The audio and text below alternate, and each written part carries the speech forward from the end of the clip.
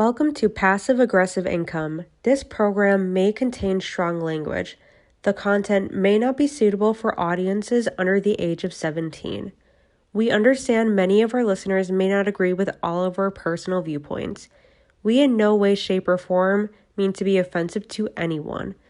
Our show notes will provide all of our source material included for each episode. Now let's get passive aggressive. Hello and welcome back to the Passive Aggressive Income Podcast. I'm your host, Lexie, and this is Mims. Hello. Our second episode, and we're going to be talking all about real estate, how we got into it, what our styles are, some of the things we've learned along the way. So all of the things to do with our experiences in real estate. So I guess to start us off, Mims, if you want to just tell us about how you got into investing, the day one magic, what got you to invest, and why are you doing this whole passive income stream? Sure. Real estate investing is one of my favorite passive income streams because if you do it right and if you follow the numbers, it should pencil out. Things happen, vacancies happen, delinquency happens, but strategically you can plan out things and they do pencil out. Unlike stock markets, if you invest in that, you're basically just gambling. So this to me is I would want to say like a 90% sure rate of what you're getting into and what type of returns you're going to get. So that's why I really like it for myself.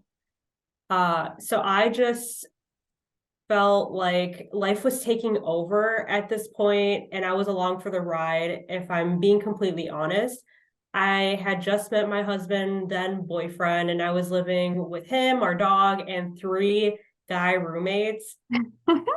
So it was like a less classy new girl type of scenario.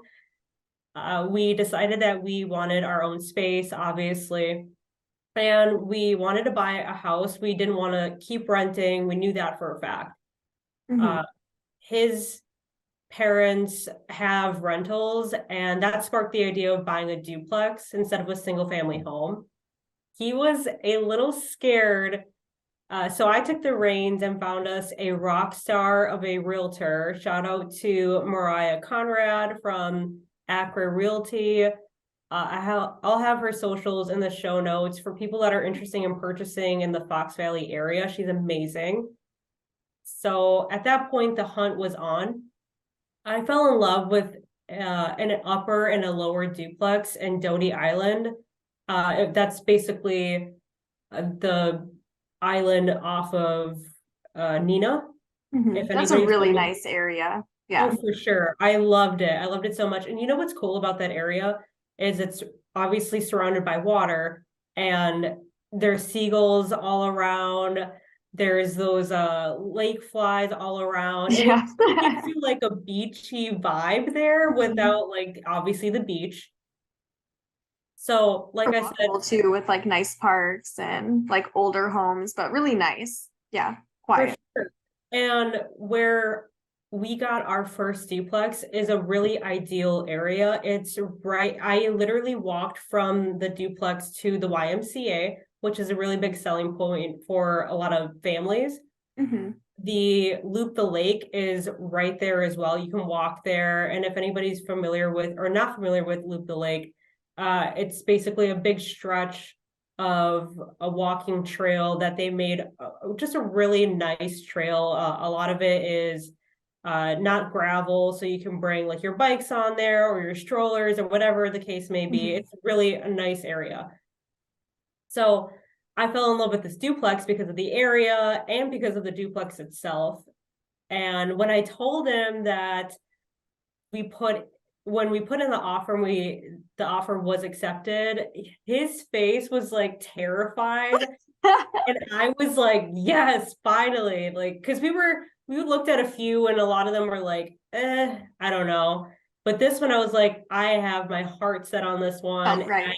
Really wanted them to accept our offer, and it wasn't what they were asking for at that point. I think they were asking 80 and we offered like 72K. So I was Those like, numbers to me, no, it's so my crazy first the one in difference. 2020, like I can't even believe you bought your duplex for under 100. I know, I can't believe it either. And so that duplex was the ugly duckling, if you will, on that street. And now after owning it for 6 years, it's fully been transformed.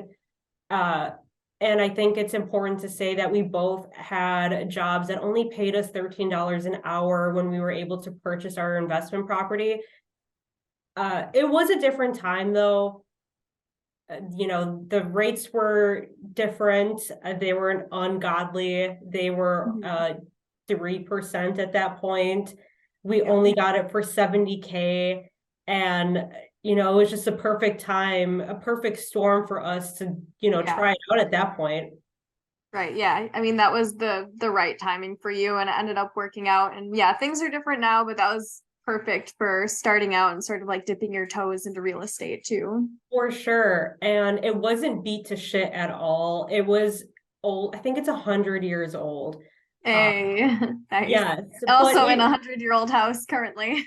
yeah, but a lot of people like to dismiss these old houses for, obvious reasons. They've withstood a lot more than the normal or I'm sorry, the newer builds.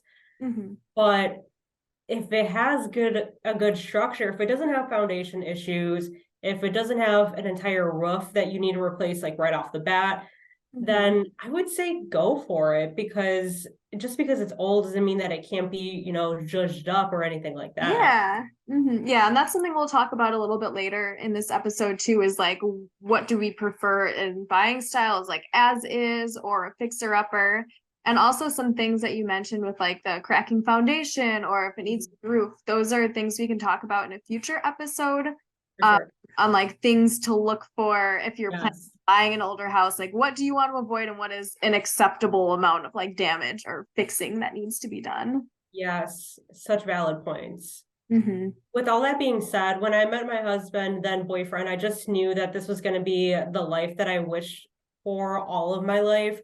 So, as I mentioned in the first episode, growing up wasn't the best for me. And I promised myself that my adulthood would not be like my childhood. Even if I had to claw to get my happiness, I was going to do it. So I let the whole process just take over and I ran with it. So as soon as we got our first duplex accepted offer, I was like, I'm totally in. We're doing this. We knew nothing, but we were Yeah. doing it. So that was my experience starting out. That's amazing. That's so inspiring because I identify with your husband so much with just being terrified of buying my first property. And my husband, Alex, is definitely more like you, where he's like excited and he's like, we're going to do this and everything's going to be great. And I'm like, oh my God, what are we doing with our lives? So Yes, yes. awesome just I to feel hear like that you it need worked out. you need one and the other to balance it out, because one Yeah, pushes you to be out of your comfort zone and the other one's like the voice of reason. right. So It's a I good definitely, balance. for sure Yeah. it is. Bring you back to earth. For sure, yeah. Hmm. Yeah, and I mean, since we're talking about your getting your first duplex and kind of how you got started, we'll just keep running with it and I'll share my experiences afterwards. So I guess the next thing was you sort of jumped into this on your own thinking like, hey, let's just do this, let's buy a duplex. Did you have an inspiration that was sort of driving that force or someone who kind of showed you the ropes along the way? At first, we didn't have any guidance. We winged everything. We had the familiarity with Jake's parents owning properties. And my dad lives in a triplex in Chicago. So I know I've always known that they rented it out and they've always lived in it as well. So I've also had that background myself. But as far as knowing what to do, knowing how to buy, knowing which loan to get, what interest rates are great, what type of, like I said, it's just we didn't know anything. So we were just winging it at that point. But then I got a job at a property management company and they focus everything around investors and obviously management of the investment. And I got to meet a lot of wonderful and seasoned people in that field. The CEO of that company was very hands-on. He was there every single day and taught me so much, and I am forever grateful for him. I attended 2 of his seminars that he had that were about like 8 hours long of just pure knowledge to absorb. It was a lot to take in. It was kind of like, I don't know if you've ever had PFM in high school. It's that personal Oh, finance. personal finance. Yeah. Yeah, it was like that, but on steroids, and for something Okay. that I actually like. So it was really cool. He brought in, who did he all bring in? Other investors. He brought in an insurance guy that specializes in real estate portfolios. So it's just a lot of really great things that you just don't get in anywhere really, besides Right. books or podcasts or whatever the case may be. Yeah. I learned a shit ton about the business and myself, and I hold that experience with high regard. That's super nice when you can have someone who's sort of like mentoring you through and like telling you like this is how you run your numbers and these are good Yes, having contact with, and like building your network within the real estate community is so key when you're starting out and when you're looking for more properties. right. And the first time that Jake, my husband, met my former boss, he had one conversation with him. I think it lasted for like maybe 10 minutes. And from then, he was like, we are going to do this the right way. We are going to have a strategic plan. It just switched for both of us. I mean, we Just already had clicked. yes, exactly. And I feel like everybody needs that sort of, okay, you are doing what you're supposed to be doing. You have started the journey. Now let me help you mold that journey so that you can actually have your bearings right. Everybody Right. needs that one person. And that's why we started this whole thing. Yeah.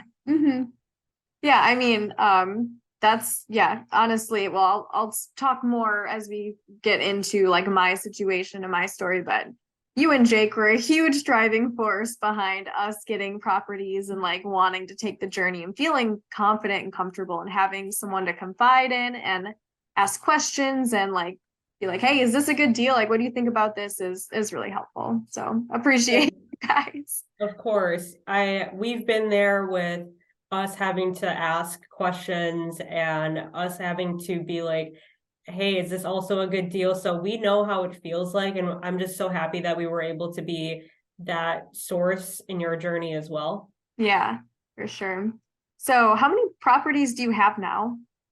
We currently have 5 duplexes, 2 in Menasha, 1 on Doty Island, like I mentioned before, 1 in Kakana, and 1 in Little Chute. So this is all the Fox Valley Yep. area in Wisconsin. All of them are upper lowers except 1. Upper lowers seem to be cheaper than Yeah. side by sides, are almost always more expensive. They're just more sought out. Yeah, when you don't have to share a floor or ceiling situation, it kind of gives you like a lot more privacy and it feels more like a single family home when you're side by side versus up down.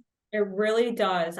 This is the first side by side that I've ever lived in, and we luckily got one with the garages in the middle. I Oh, can't, nice. I can't hear a thing.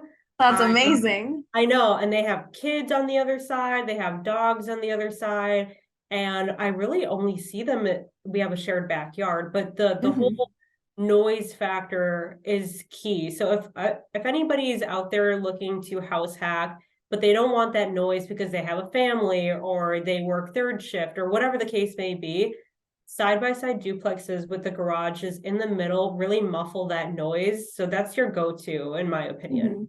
Yeah, that is super ideal. And have you lived in all of your duplexes? So you've gotten 5, you've gone and moved each time? All but 1. Okay. Yes, we've house hacked all but 1. The other one we just got as an investment. It just made sense just to put 20% down Right.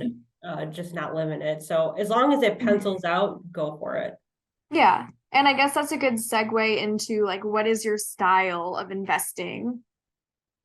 I am a long-term investor. We are also house hackers, but we also loosely follow the BRR. So it's BRR. So BRR method. I think I missed an R. BRR, yeah. Yes. The BRR method means buy, rehab, rent, refinance, repeat.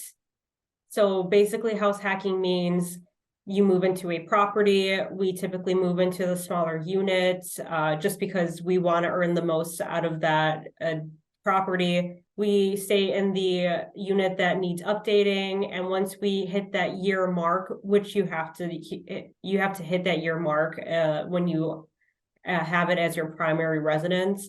We typically have recouped all of the down payment, and then we can do that all over again. So that's what house hacking means.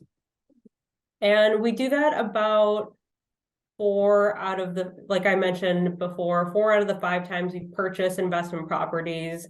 The limit on having to be in the property, like I mentioned before, is 1 year. And the down payment for moving into the property, making it your primary residence, ranges from 5 to 7%. 5 to 10% now, actually, or at least in Minnesota. Okay. Yeah, I guess that has changed now because I've been hearing that banks have been requiring 10%. So it could be 5 to 10% now.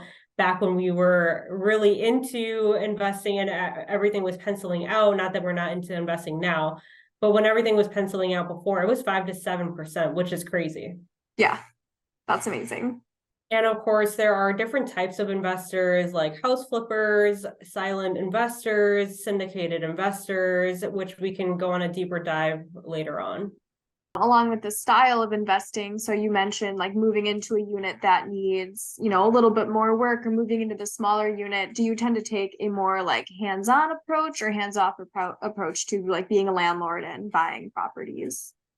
That's a really good question. So I take the hands-on approach to a certain degree when it comes to long-term rentals, but it's important to establish boundaries. We practice office hours and know when to outsource work when we can't or we don't have the time to do so. We don't like to stretch ourselves thin. If we know that we're having this project and that project, we say, well, we can manage this project, but this project is going to take expertise that we're not so equipped on handling. It flows into a time that we could be doing X, Y, and Z. So before I would just want to do everything, but now I've really grown to outsource what I can't do so that we don't experience burnout ourselves.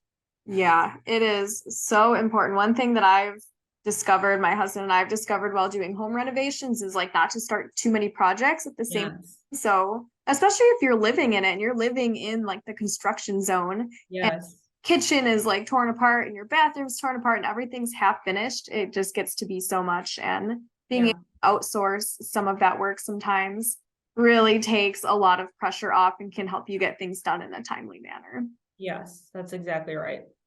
So I do the leasing, the move outs, the rent collections, lease violation distributions, showings, scheduling of the maintenance calls. I basically do everything behind the scenes.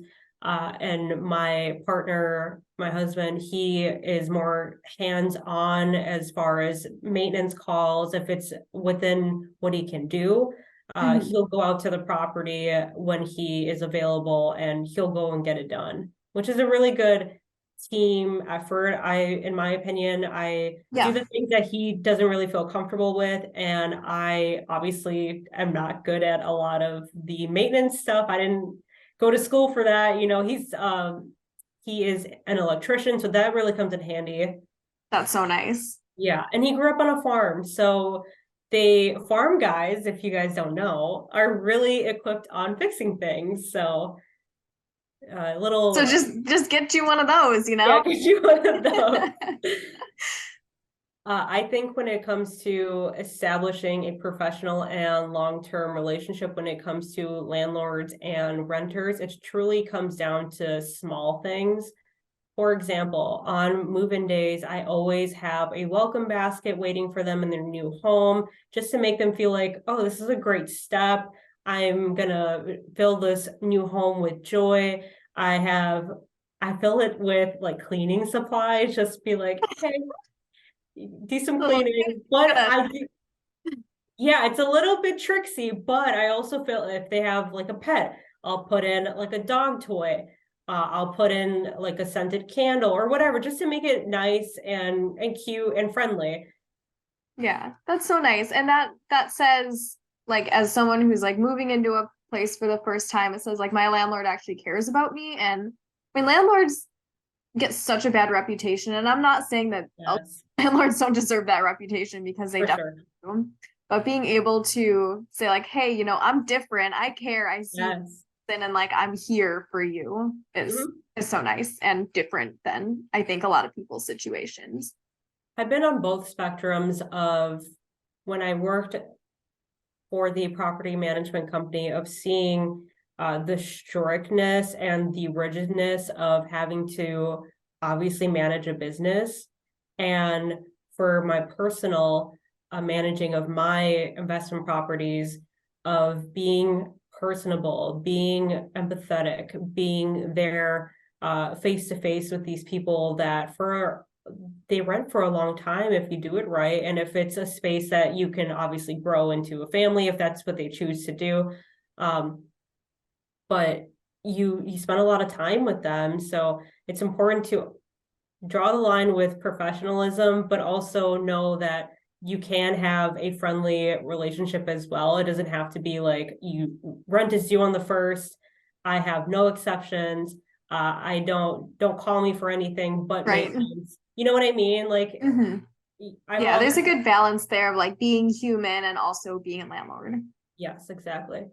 When we get messages about maintenance, we respond within 24 hours and make sure that we have an open dialogue on the ETA on when it's going to be fixed. I feel like that's something that I hear a lot with landlords that somebody calls in and says, hey, my toilet's leaking, and they Hmm. won't hear back from the landlord, the initial back a Hmm. week later. And then it takes like another week to get somebody out there, or whatever the case may be. I hear that a lot, and I think that it's a joke because it's your property. You should maintain it because you want it to be in the best shape possible. Right, it's your investment. Exactly. So as a business person, I don't know why people do that. And as a human, I don't know why people do that either. Yeah, other people just suck. Yes. So when we're not hands-on is when we need like a plumber, furnace replacement, dishwasher malfunction, that sort of thing. Things that we're not versed in, and flipping units. I know you're really good at it. I am not. I have a hard time even painting because with painting straight lines, I can't do it. So Yeah. I like to hire a lot of it out, especially now because I've been doing a lot of it since we started, Hmm. So now we did a whole basement remodel where we added a bathroom, a bedroom, and a living area. And I definitely was not going to do that myself. So we hired it out. Yeah. Hmm. Yeah, that's super fair. Yeah. And I think that when you're starting out, at least, which is the case with mine and Alex's scenario, is like you want to do things yourself just so you know how it functions. So like you can make the last minute maintenance call and like take care of something if it's not working. And just having Yeah, skills is super helpful. And as you get more into like investing and accumulate more properties, it's easier to hire that out. And you know yeah, that in a pinch, it's something you can handle, but once you have a couple properties, it makes more financial sense versus your time to have someone else do it. And it's just a lot less stressful when you don't have to handle things like that yourself, too. for sure. And there's different investors out there. There's like we mentioned, we're rocking that no kid life, but a lot of investors do have kids. A lot of investors Mhm. have families and other businesses going at the same time.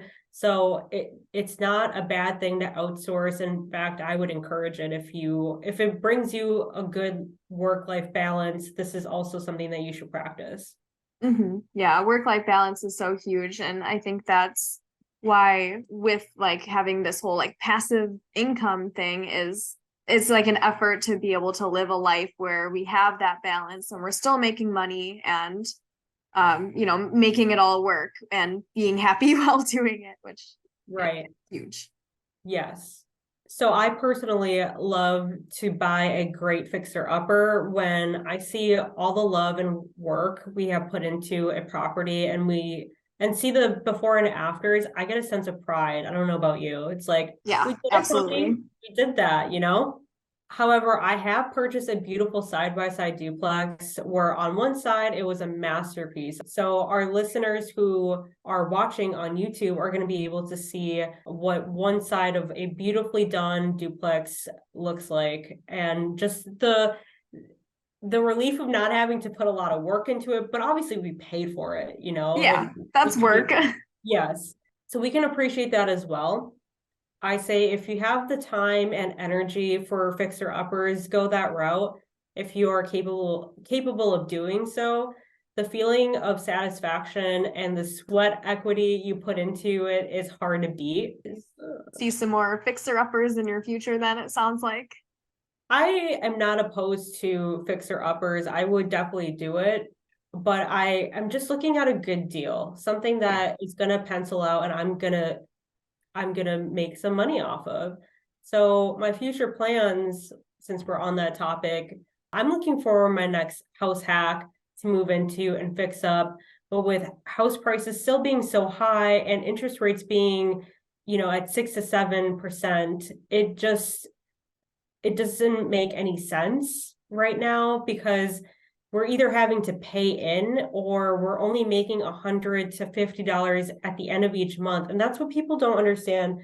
I am a part of a lot of places where people are looking to rent because I post some of my rental units, and the amount of people that are so upset with the price market rents that people are putting out there for a unit. Some are egregious for sure, but others are reasonable because of the way everything is structured now. Because in order to make a profit now, currently, you have to really jack it up. And it's unfortunate for everybody because otherwise we're only making $100 to $50 for something that we really have to put in our time, our effort, and obviously we're funding all the money for these people to live in. Not to So, mention like unexpected maintenance costs and things like that. There's so much that goes into it.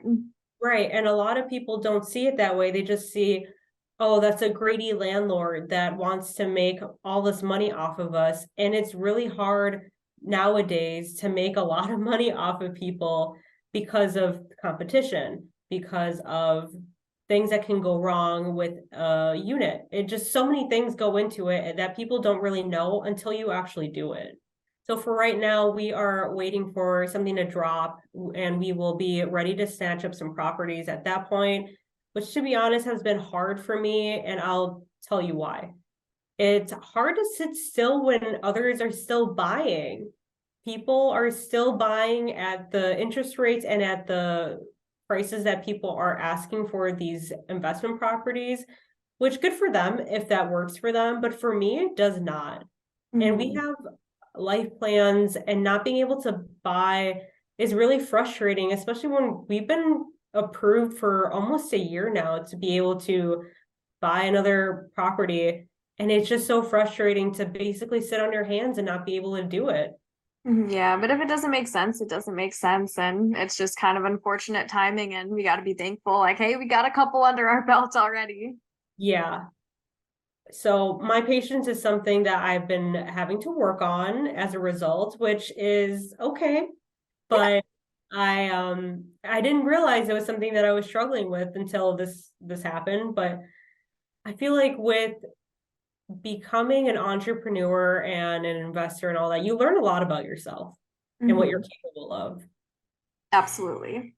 And I am a big believer of speaking things out into the universe. And my goal is to purchase and invest in a 20-unit apartment complex or a townhouse complex. We were so close in achieving that before we hit 30, and it fell through. So I'm gonna make it my mission to own this deal at some point in my life, preferably before I hit 40, but I will let the universe decide when it's my time. I will take it when it's meant to be. Yeah, amen. You hear that, universe? Universe, please Yep. do your magic. So enough about me. Let's talk about Lexie. What was that day one magic for you, and what made you want to own and invest in rental properties? Yeah, it was a process that kind of spiraled really quickly, and this was never the plan. My husband Alex and I had been traveling a lot, and we really wanted to be living like a nomadic type of lifestyle where we weren't locked down into one place and wanted to like live all over the US and do all the things, and renting was just easier for that. And we were totally okay with renting for the foreseeable future.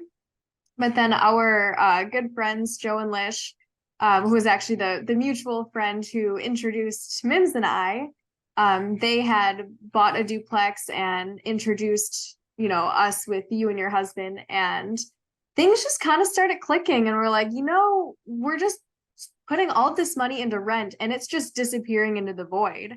And Mm-hmm. we really could be building equity. And even if we don't plan on like staying somewhere long term, that's a really good place to start investing because we had invested in stocks and done all the things, but it's just kind of like another like income stream that it just made sense.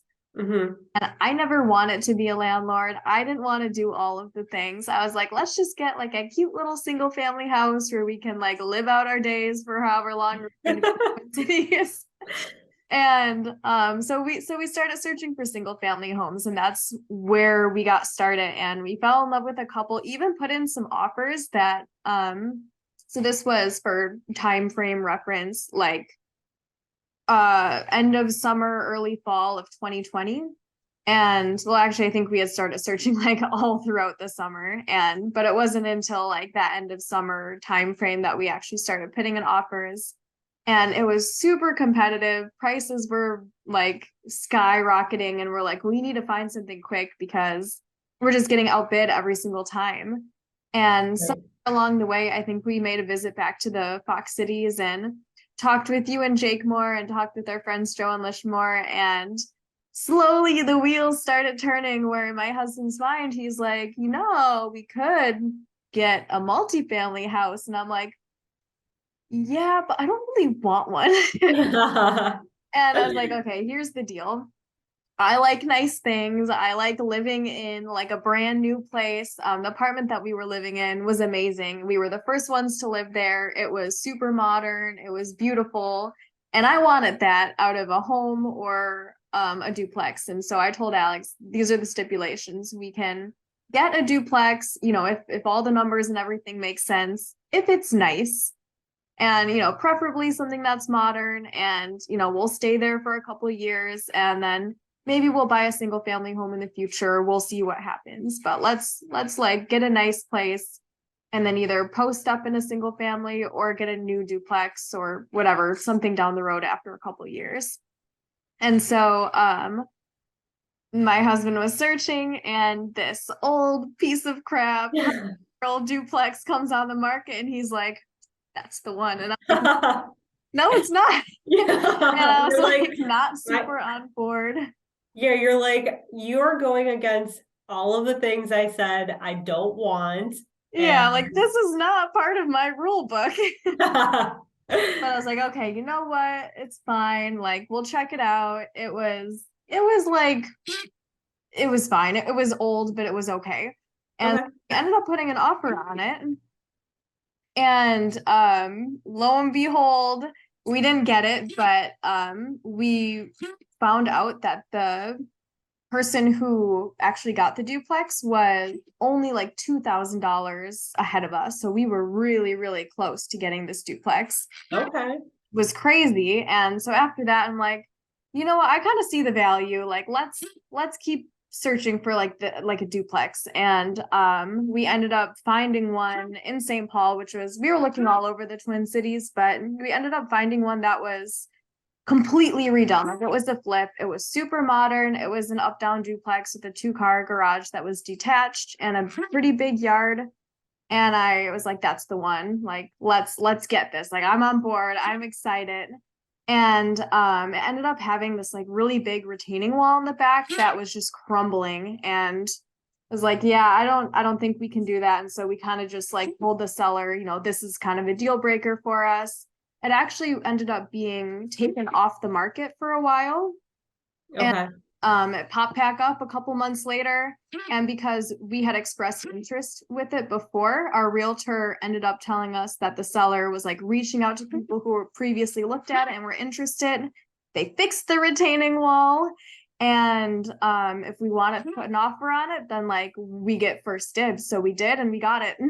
Wow. I love that that Crazy. happened for you. Yeah, that's Mhm. awesome. And it was what you wanted. It You was didn't what I have to wanted. yeah, you didn't have to Yeah. compromise. And such a good first step when it's all working out the way you wanted to. So I'm Mhm. glad it did. That started our journey, and we moved in, and yeah, it was crazy. Things just started working out, and we ended up doing like a couple of home projects here and there, and we realized we kind of liked it. We did some landscaping, and we did a couple of minor things to improve the property because it didn't really need much, and we kind of got bored, and we're like, we're just stay here for the next couple of years. Like, I don't know, like, should we start searching for another one? Yeah, like a real We piece of did. shit this time. Oh my gosh. Well, I love that before we segue, I love that you were open about it and you didn't completely shut it down because Mhm. there's been a lot of people where they have sat down with myself and Jake or we've just kind of had like a random casual conversation about real estate investing and they will still be like, "Nah, I still want to Yeah. rent." And I'm like, "Oh no." But Like, I but have it's to so good. right. And I've had to learn that it's not everybody's life path, which is Mhm. really hard for me to do because I see a lot of people close to us that still are renting and are Mhm. pissing away that money. And I'm just like, Mhm. but Yeah, just going off into the void. right. But I also have to think to myself, there are landlords and there are tenants. And Mhm. if there isn't one, there won't be the other. So Right. I mean, if that's what they want to do, that's what they want to do. This is what I want to do. So I just got to worry about what we do on our end. Right. Yeah. Do what works for you. And being a landlord or buying property, even like a single family home, isn't for everyone in every stage of life. And it's kind of just like evaluating and deciding like, is this a good move for me right now? And For so, sure. maybe that'll get the wheels turning for them at some point and they'll end up buying a place, but it's not for everybody. No, it certainly isn't. So have you had any mentors, anybody that showed you the ropes, any inspirations that jump started you in this? Yeah, so I guess if it isn't obvious by now that you and Jake were a huge inspiration and has sort of acted as a mentor for Alex and I, and then same with Joe and Alicia, the people who introduced us. And that's had a really big effect on just how comfortable we feel going forward. And I know Jake is the numbers guy out of the two of you, as Alex is the numbers guy out of the two of us. And so I know that they've shared like the spreadsheet that you guys use to Yeah, figure out if a property is a good deal. And so things like that has been really helpful. Granted, we do have this like 4.5 hour distance between us and anyone else that we know who's doing rental properties or who do their own renovations and things like that. So it has been a lot of winging it too. right, Listening to some podcasts, or Alex has, read several books. And so I think that's been a combination of all of those things has kind of helped us get to where we are today, feeling comfortable with buying not only one property, but now buying two, and just being surrounded by, like investing minded people. And right. the internet is a great place. So being able to connect with people who are far away has been awesome. And so, yeah, I appreciate you guys for helping us get started for sure. Absolutely. So how many properties do you currently have at this time then? Mhm. So currently we have two. We have a duplex, which I told you about how, that was the stipulation. It had to be nice. And so we lived in that for 1 year. And like I said, we got kind of bored after everything there was to do with that property was done. And we had decided that we were going to stay in the Twin Cities for a while. And so we were, started a business, and we have a little bit of family here.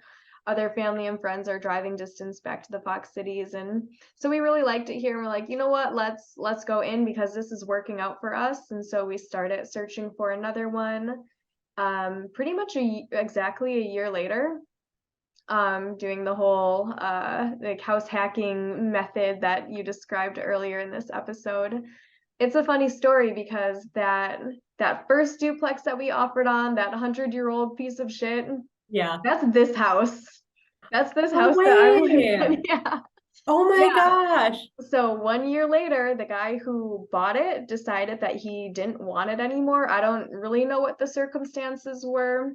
It sounded like he wasn't super into like being a landlord and didn't really like do anything to the property. And so we had actually, before we hit that year mark, we had started searching and sort of keeping an eye out for things. And this house popped up. And we're like, Alex, like this could be our second chance at getting this house. Now that we have one property under our belt, we're kind of looking for some projects now. Like Yeah. it's fun, we're good at it. And this house is a project. And so we weren't at the year mark yet where we could move in and only put like 5% down. So we started talking with Alex's sister about going in on like starting an LLC and going in on a commercial investment where we'd put 20% down. And we went back and forth with the current landlord, and he was just not wanting to negotiate with us. Ended up not working out. It sat on the market for another couple months, and then we hit our year mark at our first property, and we went back and we're like, hey, we can do this deal now. Now we have better loan terms. We could only put 10% down instead of 20. And it makes more sense with having to do renovations, living in the place to like take those off instead of having it sit empty while we're paying the mortgage each month. And it ended up working out. He said, yeah, let's do it. And third time's the charm. This property became ours, which is crazy. I love that story because in the beginning you said, this is what I envisioned for our first property.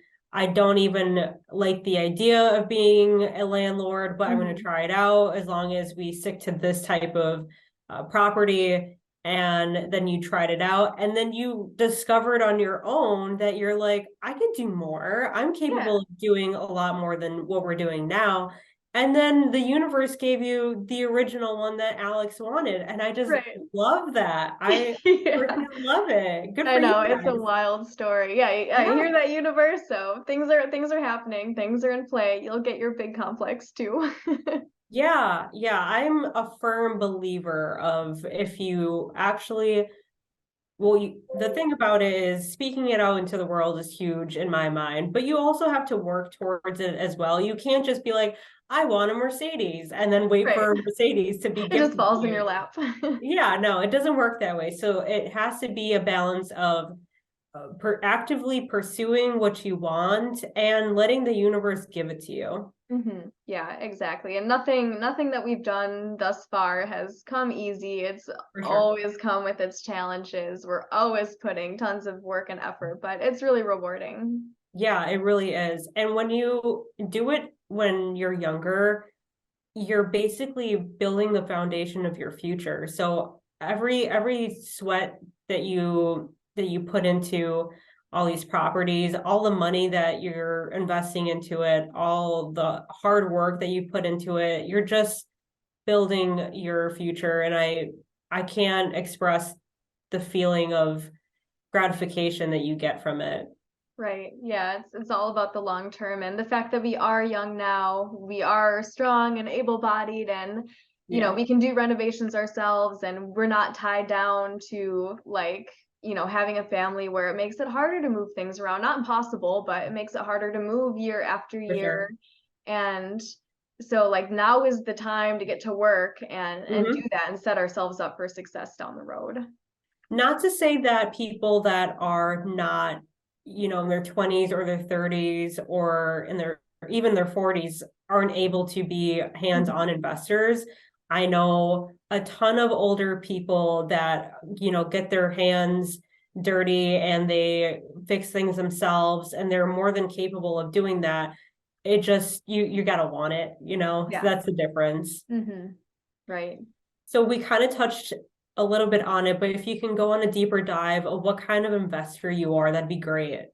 Yeah, so like you, we're also a hands-on investor and house hacker. So, yeah, in 2020, when we bought our first property, we so grateful locked in a 2.99 interest rate on that first property. And this was when like housing prices were going crazy. So we were really happy about the interest rate, but we thought that we got screwed on the price. We paid 300,000 for this newly remodeled duplex. And at the time, rents were not keeping up. Like the housing prices had skyrocketed and rents were kind of sitting steady. So we didn't think that we sat back and we're like, we've made a grave mistake. We're like, what have we done? So we had to get creative and figuring Right. out like how do we make this work, and that ended up being turning our other unit into a short-term rental, which I'll get into a little bit later.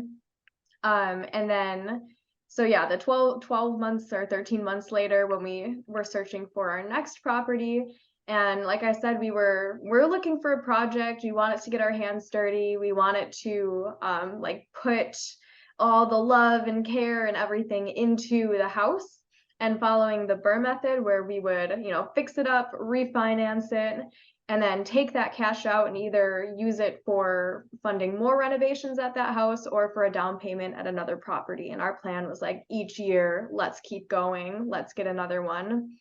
Yeah.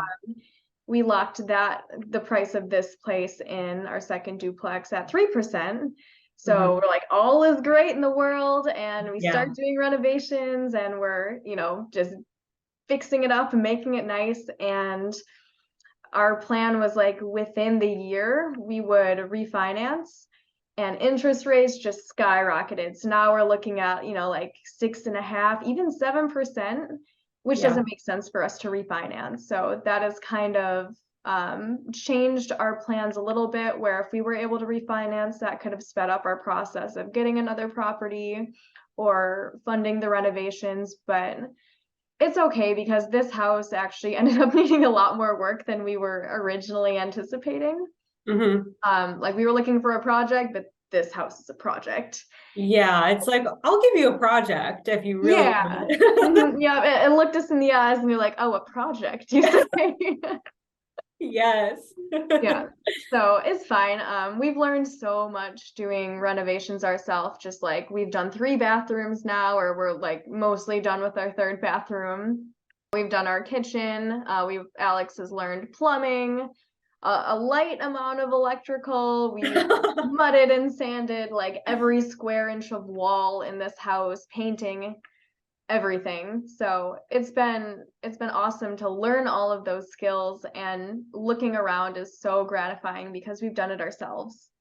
I am so proud of you guys for really Thanks. going so deep with that, because for, like you mentioned before, you were very reluctant to start this journey, and now you're doing all the things that a really hands-on landlord would do, or a hands-on investor. So props to you guys, because you really just dove right into it, and Yeah.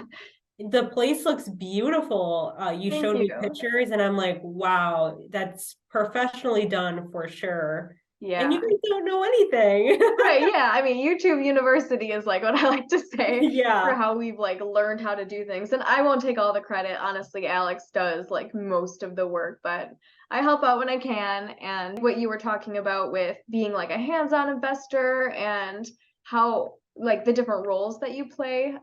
My role is like dealing with the tenants. So, Right. well, I guess before we get there, I'll back up a little bit and explain sort of what it is, the strategy that we use, because we're not just like having long-term tenants here. We've kind of carved out a niche for ourselves. So when I was saying at our first property, and we were analyzing like rent prices and compared to our mortgage and everything, things weren't making sense.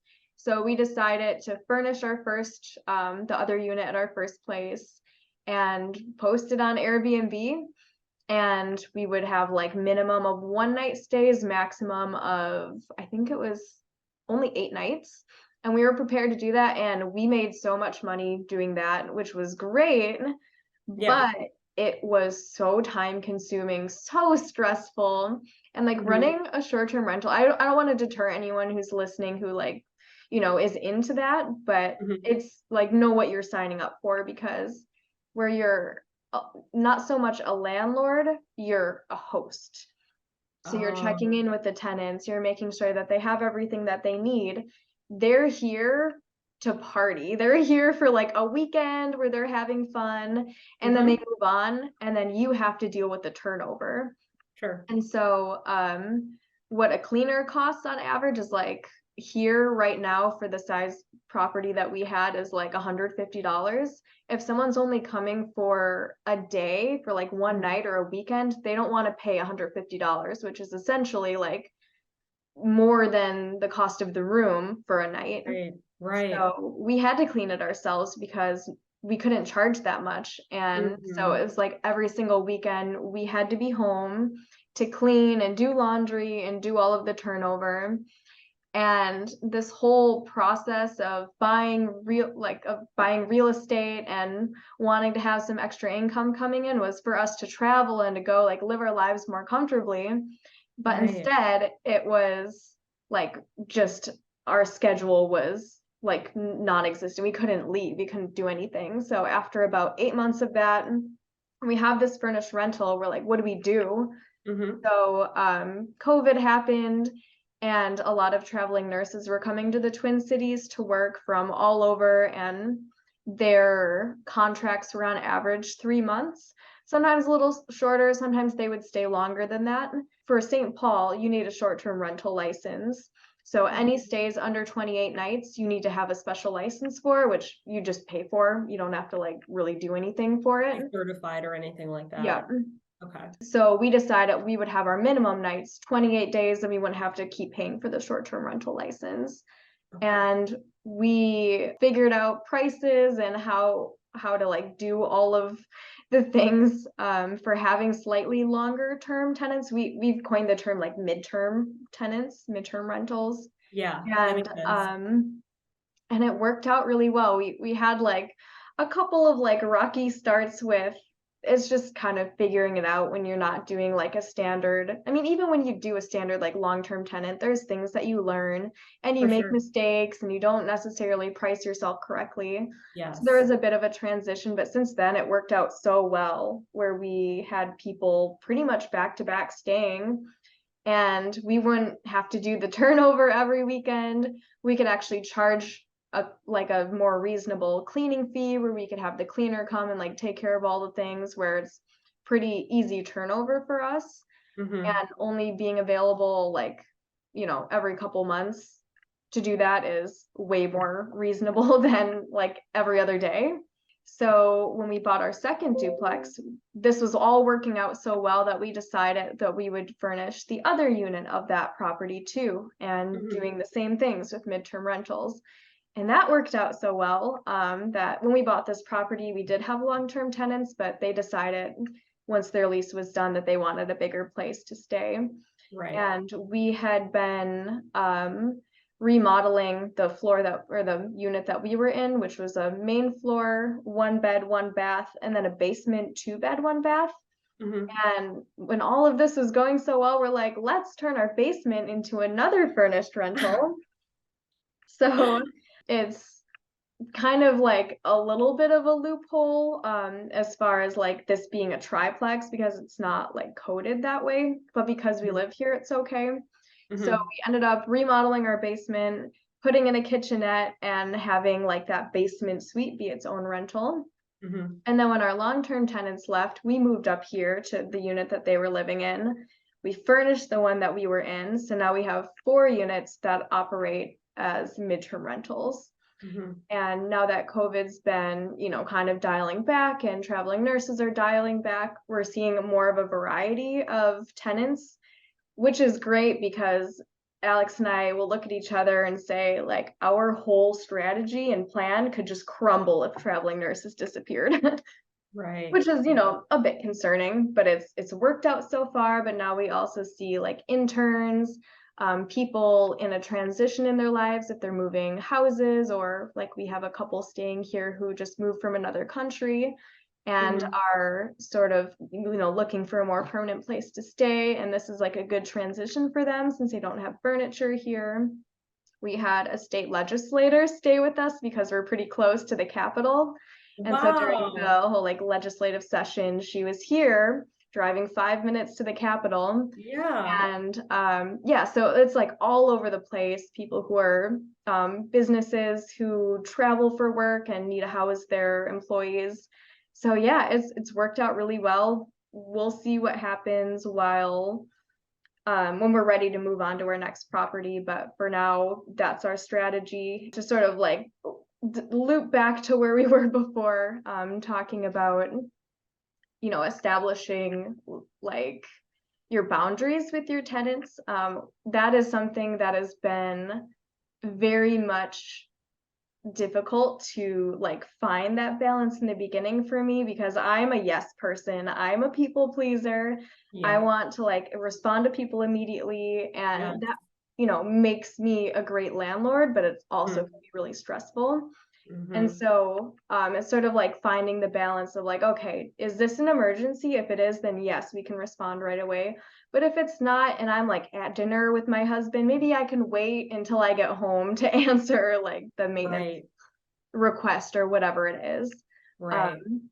So yeah, that's definitely been a little bit of like a learning thing for me. But my roles are like dealing with tenants. So if they have like a maintenance request, then they can come to me and they have my number. They can give me a call or text, and I will handle that. Alex, if it's within his wheelhouse, will go and like actually do the maintenance. He'll often find the tenants, but then as far as vetting them and asking questions and seeing if they would be a good fit, then I'm on the phone with them, talking with them and making sure that it's going to be a good fit. So same with you and Jake, you sort of have your roles, and you know what works for you. It's sort of the same with Alex and I, where we know our strengths and we'll work with them. For sure. Like Jake has more of a maintenance background, and I'm more of a I've it's kind of weird to say, but I can really feel people. So I really am good at vetting people and putting them into our units. And what I like to do, which Jake didn't realize I was doing whenever I would do a showing, and I had to tell him years later because I'm like, this is my trick. And he hasn't really done any showing, so he hasn't really had to know what my process is. But I would go do a showing and I would look at, okay, these people showed up 10 minutes early. That's great. These people showed up 15 minutes late. I don't like that. These people showed up in a beater and I can smell cigarettes off of them. I don't love that. They came in and they looked me in the eye and they shook my hand. Love that. They came in and they, just walked in, looked around, said thanks, and left. All Mhm. these things you have to really take notice in if you're going to have somebody in there that you're going to have to consistently talk with, as far as being a long-term Mhm. investor, a long-term landlord, Mhm. because they're essentially kind of red flags, green flags. And if you pick up on them at the very beginning, you should hone in on a good tenant. In Mhm. my experience, I have been able Yeah. to. Yeah, absolutely. And I think that's especially important for your situation when you're finding long-term tenants, is you're dealing with these people for at a minimum a year if they don't want to stay longer than that. But that's a long time to have someone who is like disrespectful or Yeah. not, not treating the property properly, Yes. and things like that. And I know that that's something that I've learned just with short-term rentals is, like what kind of people like, Yes, with like hosting, you're so hands-on. And so for sure. sort of finding that transition into the midterm is taking what I learned running a short-term rental and then also with having long-term tenants for a short period of time. And uh I've had people where I said, okay, maybe, and I had some reservations, and I said, you know what, let's just do it. They make enough, they check off on paper, but I don't necessarily like the vibe too much. Mhm. And I have a hard time distinguishing between if I'm reading into something or if I am actually picking up on somebody's vibe. So it's funny because those two people that I was iffy about, I had to 28-day both of them. And for people that don't really know what a 28-day notice is, it's just a notice of the lease being terminated after the year, or if they're on a month to month, you can terminate them as long as you give them, in the state of Wisconsin, 28 days to vacate. If they don't do so, they go through the eviction process, which we can touch on a different episode. So I'm a firm believer of meeting these people, if you're able to, Mhm. meeting these people and fully smell how they compose themselves, how they talk to you, and eye contact. That is Yeah. so huge. And if Mhm. all of that checks off and they don't have any evictions, they don't have a criminal background, or maybe they do and that was 10 years ago and you're willing to work on it because the interaction that you had in person was so great, do it. Yeah. Yeah, and trusting your gut is so key because it's crazy that you've said that because Alex and I have had tenants who like in the beginning they weren't super responsive or they just seemed to like agree to everything too quickly and you just got like some sort of weird vibe and those were always the people that we had issues with. Yeah. And it's just like trusting that initial gut reaction. And I know Yeah. that with long-term tenants it can be a little bit harder because like fair housing dictates a lot more about like who you can say yes or no to than with like a short-term rental. But being able to just trust your gut and have that first initial reaction is so much better than dealing with someone who is disrespectful or who's not paying or who's like breaking the rules or like smoking inside or whatever. In the Right. long term, it just you'll find a different tenant. Yeah. So bottom line, trust your gut. Yes, bottom line, trust your gut. When we talk about the type of investment properties that you like to hone in on or you seek out, do you buy fixer uppers as is? As someone who has both, who has like a newly remodeled, beautiful house, beautiful duplex, that's great. And then I also have this 100-year-old house that was, kind of passed on from landlord to landlord who didn't want to do anything to it. And here we are to restore it and make it nice again. I see the value in both. Mhm. I think that having our first property be one that was already finished and we could immediately start renting out set us up for success so much more than if we had actually been accepted for our first offer on this duplex, which needed lots of work. Right. Because all we had to do was furnish it and list it on Airbnb, and immediately, within I think 3 weeks of buying the house, we had our first guest staying with us. And Wow. so if we had to go through the whole like renovation process where like everything needed to be redone, it would Mhm. have taken so much longer to be able Right. to like, where you're just pouring money into it. And so Mhm. then because we were able to start renting out immediately and start saving some money from that first property, we were able to get our second one a lot faster. And then with having 2 units that we were renting out immediately as soon as we were able to, that helped us fund all of the renovations for this house and, get a down payment and everything. This place, when it's done, is going to be way more profitable than our first place because we were the ones to put in all the work Right. and increase the value ourselves. And so Yeah. whenever it is that we end up refinancing, it's going to be great for us. For But sure. I see the value in both. I think going forward, I like doing some house projects, and I really like being able to tailor the house to like my style. And Yeah, which, my style is like neutral enough that everyone else likes. It's very like black, white, modern, like clean, sort of minimalist, and which works for, a lot of people, which for is great. sure. But I like being able to like pick out the fixtures and pick out the color, the exact shade of paint, and like I have a favorite white paint, and like I like being able to use that. Yeah, yeah. So, I'm like the opposite. I would paint my walls black. I would paint my ceilings black. I would have like red oak flooring if it were up to me. mhm, But I follow our guidelines that Jake and I have created of the standard paint that we use for all of our mhm, units, the standard type of flooring LVP that we get for all of our units. mhm. Sometimes it's not the same color for each place because of different factors, but the brand is still consistent because we work with it. The grade is still consistent because we've worked with it. Obviously, the colors are still consistent because for some reason people love white and gray. So Yeah. across the board, we want to satisfy the masses, if you Mhm. will. Yeah. Uh, when it comes to my own personal home, I'm gonna go crazy.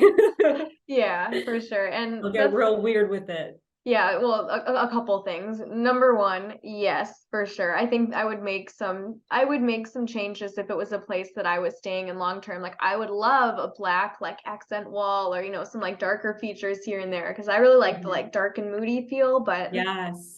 bright and airy is like what's in right now. So that's Yeah. sort of like the style that we're going for with our rentals. And then Hmm. another thing that you said was keeping your paint colors and brands consistent and the flooring and everything. And that is such a hot tip, Yes. because if you need to go touch up paint at one property, you don't need to buy a whole new gallon to do that. You can use Yeah. it on multiple properties. When you need to do like, a flooring touch up, or like replacing a vinyl flooring panel, that's Hmm. easy to do when all of your properties have the same things. Yes. So that's sort of what we're doing we do that like building to building. So Yes. because we didn't remodel our first one, that's the same. But since we've been now doing like technically 3 units here, we're doing all of the same paint, all of the same flooring. Our like vanities are the same, and kind of like keeping it consistent. And the more you grow your portfolio, the more, if you keep it consistent, the more the tenants will see that you have, in a sense, a brand, Mhm. or something that you present across the board. And I feel like that's really great to represent yourself as consistent and modern, and I guess, Just the high quality, yes, like, yeah, just showing like this isn't a one-off thing, like we're landlords right, that care about our properties, and you yes, can see it across every unit that we own. exactly. That's exactly right. Hmm. Let's talk about and end with your future plans. What is in store for the stars? Hopefully not too far off on the horizon. We'd like to get another property. Same with your situation. Interest rates are crazy, housing rates are crazy. We're still remodeling this house, and so where we want it to be getting a property every single year, it hasn't really worked out that way, just because it doesn't make sense. And so we're okay with waiting a little bit, you know, digging our boots in the ground, and um finishing up here before we move on. We have to do like siding and all sorts of like very expensive things at this house that will eventually would like go to a down payment. So whenever we end up refinancing, when loan terms are more favorable, then that's when we'll do that. 5 to 10 years down the road, I know that you're like, yeah, we're gonna get a 20 unit apartment complex, and that's amazing. Yeah. That's very scary to me. I am very accustomed to duplexes, a triplex, a fourplex would be great. Bigger than that still makes me nervous. Like I Right. said, Alex is the dreamer. I'm the one that kind of brings him back down to earth. So we have that balance going. Right. Eventually, the plan would be to like accumulate a couple more multifamily properties, whatever that looks like, and then at some point in the future, kind of converge those into one bigger complex that will be Mhm. easier to manage rather than all of the things. Mhm. Also, both duplexes that we own right now are within 5 minutes of each other in St. Paul, Oh, which makes things great. If we need to do yes. maintenance requests, we just need to like bump over. It's still within the same neighborhood, but we would like to diversify that too. I love living in the Twin Cities, so it's definitely going to be here, Mhm. like within 20 miles or so of where we are. But we'll see if we end up doing the midterm rental strategy, or if we get long-term tenants. I think diversifying that would probably be a good move so we don't have all of our eggs in one basket. And if something crazy happens and we're not able to find those like 3-month tenants, then we have our long-term tenants to fall back on. So we'll see what happens in the future. I'm excited and enjoying the ride so far. I think that we'll have some big plans, but for now I'm content with just getting one house ready before moving on to the next one. And that's a really great thing about real estate investing and this form of passive income is that there's multiple approaches to doing so. If you wanted to, maybe at one point you wanted an apartment complex, but you're really terrified and you don't know the ins and outs of it, but your friend Mims Yeah. knows everything about it. This is obviously hypothetical, but or somebody that has a really great deal and you're like, let's syndicate this bitch, that's a totally awesome way to do it. And you don't have to be an active participant. You can just put your money into it and get your money out of it each month. Yeah, exactly. And going in on things with other real estate minded people in whatever form that takes is just super awesome for, learning the ropes and having, multiple minds, multiple investment type minds going in to like evaluate if this is going to be a good deal and splitting the roles for what works for everybody. And so that's super exciting. And yes, hypothetical, but like, that I could see something like Potential. that happening in the future. Yeah, I love it. I love the sound of that. Well, we would love to thank our listeners this week for tuning in on our real estate segment. This is not the last episode that we're going to do real estate content. So keep listening to our episodes. We release them on Mondays at 5:30. Next week, we're going to have a really special guest that we're going to keep on the hush hush for now. But we hope that you enjoyed this episode and we hope that you keep listening. Yeah, awesome. Thank you so much. We'll see you next week. Bye. Passive Aggressive Income was written, recorded, edited, and produced by co-hosts and creators Mims and Lexie. We truly want to thank our listeners, collaborators, friends, and family that continuously support us for all the love we receive. If you enjoy our show, please give us a glowing rating and review on Apple Podcasts and Spotify. Also, follow us on Facebook and Instagram to see what we are up to. For any inquiries, please email passiveaggressiveincome2023@gmail.com. Episodes of Passive Aggressive Income are available wherever you listen to podcasts, so make sure to subscribe and like us on your favorite streaming platform.